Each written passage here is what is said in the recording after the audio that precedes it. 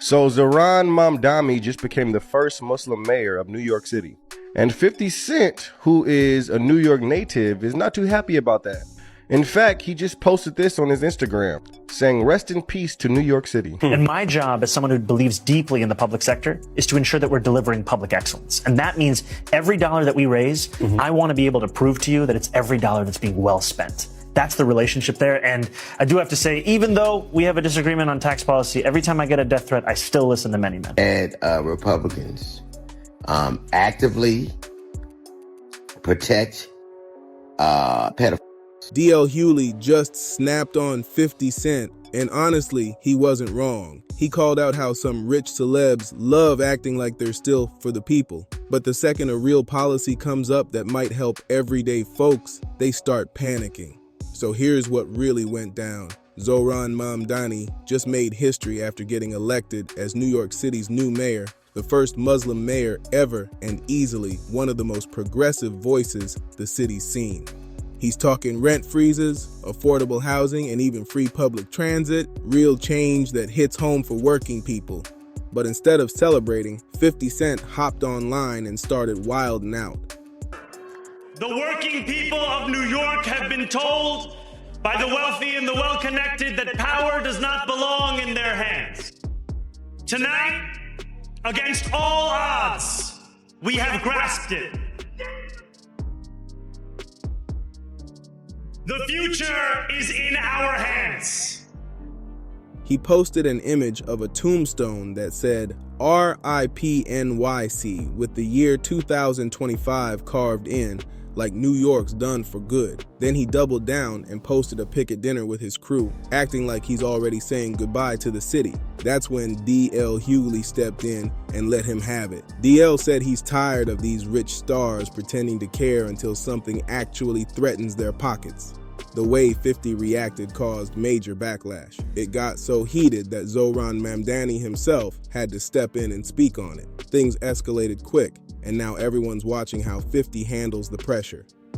Escape from New York, hit the road. All roads lead to Shreveport. That's the message 50 Cent's been pushing hard lately. Shreveport, Louisiana, a city in the Northwest, is where 50's building his whole new empire. Through his company, G-Unit Film and Television, he's locking down major studio space, dropping plans for a $50 million entertainment district, and branding Shreveport as the next big Hollywood-style hub. Basically, if you want to work with him or be part of his next move, you better be ready to head south, because everything's now running through Shreveport. But here's the catch. His outrage over Zohran Mamdani's win suddenly makes a lot more sense. Mamdani wants to raise the income tax by just 2% for millionaires, push the corporate tax rate up to around 11.5%, and fix that broken property tax game where billion-dollar penthouses pay less than homes in the Bronx. He even plans to shift more tax weight off working-class neighborhoods and onto high-end zones like Central Park South, where luxury condos get sweetheart deals while everyone else gets squeezed. And that's exactly why 50's out here, losing his cool, acting like New York's completely done for. Man, the internet tore 50 Cent apart after that post. The comments were brutal. People flooded his page calling him a sellout and saying he completely forgot where he came from. One person wrote, "Guy who sold crack to his community suddenly cares about their well-being," while another reminded him that back when he was 9, his hospital bill was paid with taxpayer-funded programs.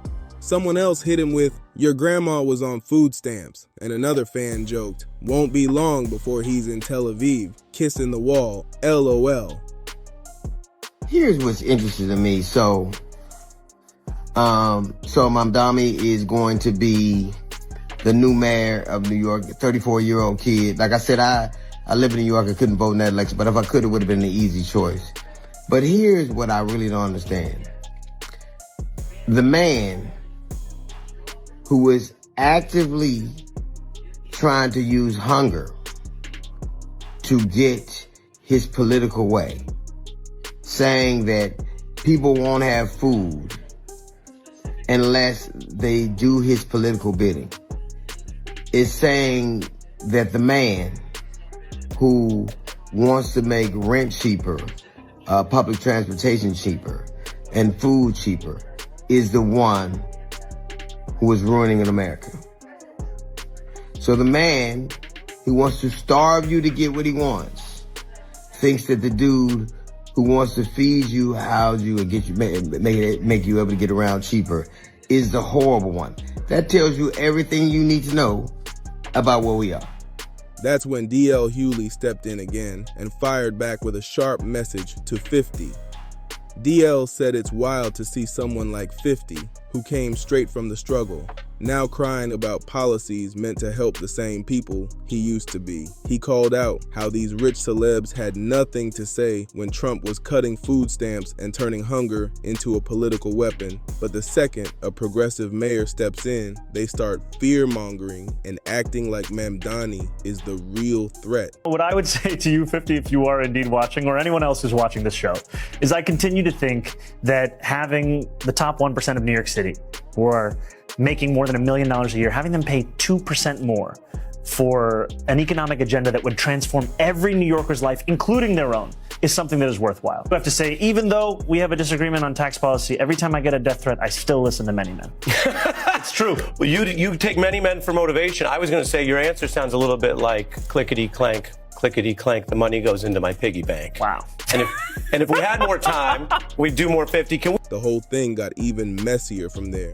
Now even Zohran Mamdani himself had to clap back at 50 Cent, and he did it with class, after 50 joked that he'd pay Mamdani $285,750 just to leave New York City. Mamdani laughed it off and made it clear that 50 totally misunderstood how taxing the top 1% would actually help everyone else. But 50 wasn't backing down.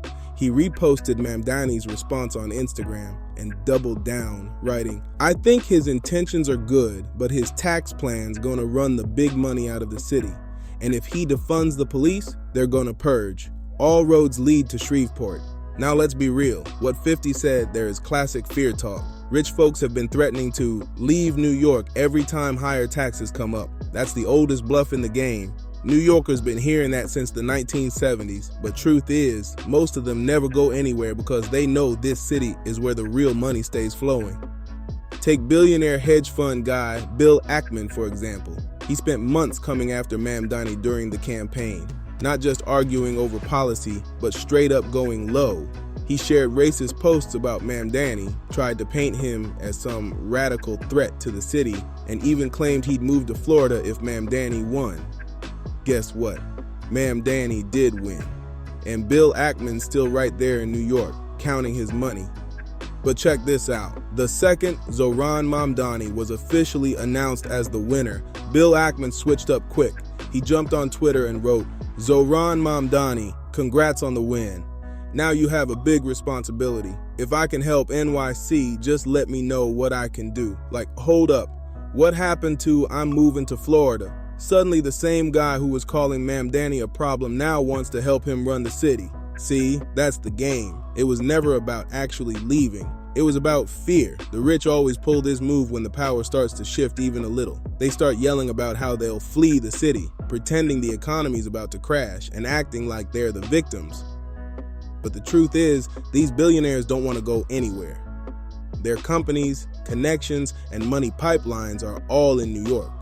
You can't recreate that in Florida or Louisiana, no matter how sweet the tax breaks sound. So what do instead? They bluff hard to pressure politicians into backing down. And when that doesn't work, they suddenly flip the script, play friendly, and act like they were team players the whole time. This whole thing with Ackman and 50 Cent just proves it again. The minute you even threaten a fraction of their wealth, they start spreading fear, pretending they care about the people, but truth be told, they'll still be right here, richer than ever. Now let's talk about that other part. When 50 Cent claimed Zohran Mamdani was gonna defund the police, if 50 actually read Mamdani's plan, he'd know that's not even what the man said.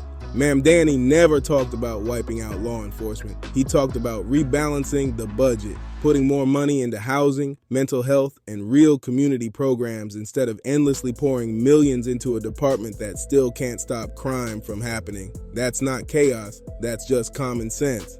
Cities that invest in people, not punishment, end up with less crime, not more. But 50's post twisted it into another scare story. The same tired idea that if the rich get taxed, they'll run and New York will collapse.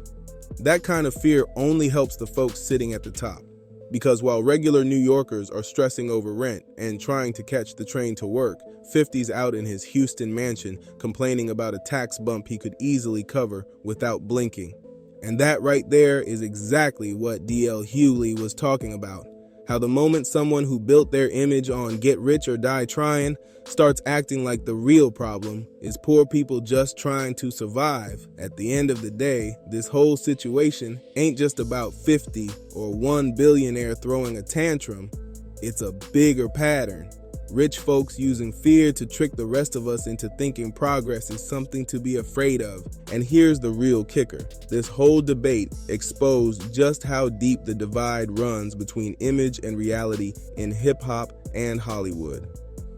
50 built his legacy on being the voice of the streets, the underdog who made it out and flipped his pain into power. But now he's sitting at the table with billionaires, scared of a 2% tax bump like it's the end of the world. Fans are starting to ask if the same man who once said, "Get rich or die trying," forgot that the people who made him rich were the same ones he's now brushing off. DL Hughley hit that nerve on purpose. He wasn't just calling out 50, he was calling out the whole culture of wealthy stars who left the block behind, but still love to wear the struggle like a fashion statement. The second a real policy comes along that could change things for the people they rap about, they panic. And Zohran Mamdani, he's not backing down either. He said straight up that the goal isn't to punish success, it's to make sure the city works for everyone, not just a select few at the top. That message is shaking up more than just politics. It's making celebrities uncomfortable because it forces them to pick a side. So now, with all eyes on 50, DL, and Mamdani, the question is bigger than taxes. It's about who's really standing for the people and who's just cashing in on the image. This story's far from over, and the city's watching every move. Now what's wild is how fast this story exploded beyond hip-hop and politics. It turned into a full-on cultural debate.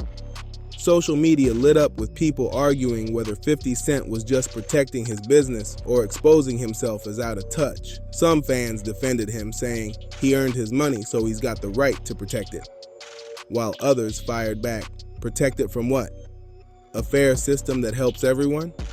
The comment sections have been a war zone ever since. DL Hughley didn't let it die down either. He doubled down in interviews, saying 50's reaction showed exactly why working people stopped trusting their idols once they hit a certain level of fame. He said, "When you start living behind gates and flying private, you forget what the world feels like for everybody else." That quote went viral instantly. Meanwhile, Mamdani kept it classy. Instead of clapping back with insults, he posted a message about unity and fairness, saying New York succeeds when everyone succeeds. That post hit hard, especially when you realize how calm he stayed while being dragged by millionaires online. But one thing's clear, this whole back and forth reveals something deeper about America right now. It's not just about taxes or politics. It's about the disconnect between those who have and those still grinding to get there. And when a rapper who once represented the struggle suddenly sides with the powerful, it makes people question what real even means anymore. This isn't just a beef, it's a mirror showing how fame, money, and fear can twist the message that once gave these stars their power. Mamdani's out here talking about making life better for regular hardworking people. And somehow, that's got the rich shaking in their boots. The same ones screaming RIP New York aren't packing a single bag. They're still collecting checks and signing deals right here in the same city they claim is done. It's wild how fast they cry doom when the system finally starts working for somebody else. So what do you think? Do you agree with 50 that Mamdani's plan is gonna wreck New York? Or do you think 50's just another one who lost touch with where he came from once the money got too good? Drop your thoughts in the comments because this debate is nowhere near finished And listen, if you're rocking with this kind of real talk, make sure you subscribe to Dripzine right now. Hit that like button, drop a comment, and share this video with your people so more folks can join the conversation. Every view, every click, every reaction helps this channel keep bringing you stories that mainstream outlets won't touch. We're out here breaking down the truth behind the headlines. No filters, no fluff, just raw insight and real perspective. So don't just watch, be part of the movement. Click hype this video to boost it through the algorithm, and let's keep this momentum going strong. Catch you in the next one. This is Dripzine, signing off till the next drop.